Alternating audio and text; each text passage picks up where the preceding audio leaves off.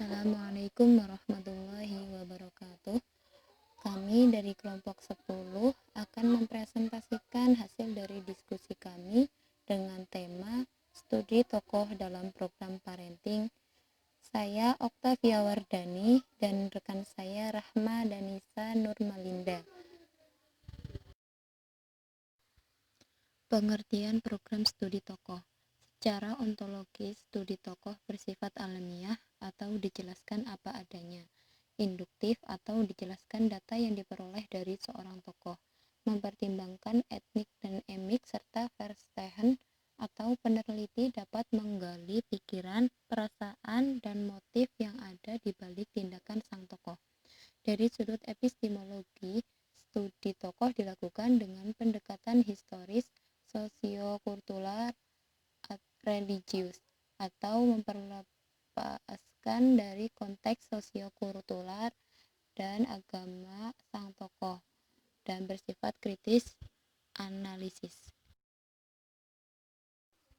Sedangkan dari sudut aksiologis, studi tokoh dapat dilihat dari nilai gunanya, terutama dari sudut keteladanan, bahan introspeksi bagi tokoh-tokoh belakangan, dan memberi sumbangan bagi perkembangan masyarakat dan ilmu pengetahuan.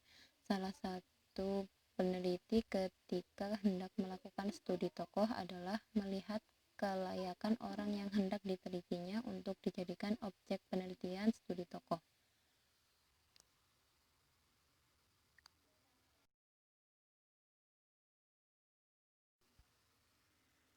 Metode studi tokoh.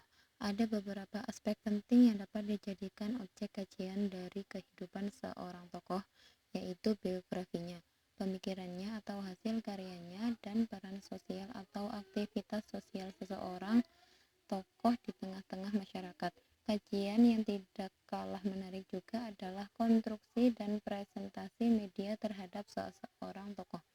Dengan maraknya pemberitaan di media-media, bahkan acara televisi yang menghadirkan figur tokoh tertentu secara langsung, maka peneliti tokoh dapat memanfaatkan bahan-bahan tersebut sebagai objek dan sumber kajian.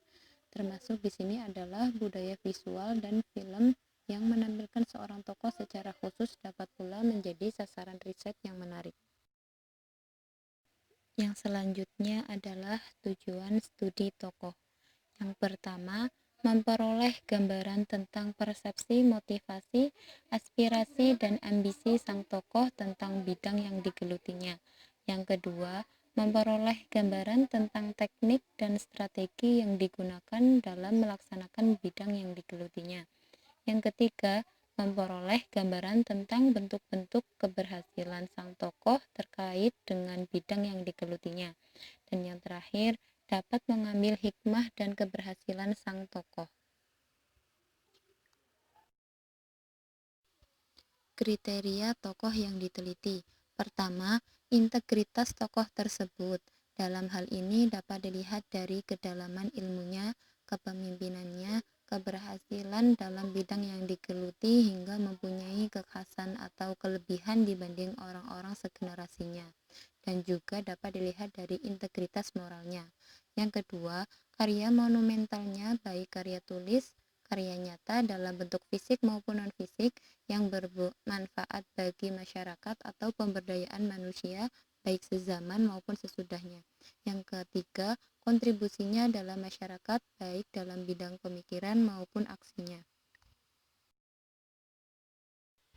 Sekian pemaparan dari kelompok kami. Terima kasih. Wassalamualaikum warahmatullahi wabarakatuh.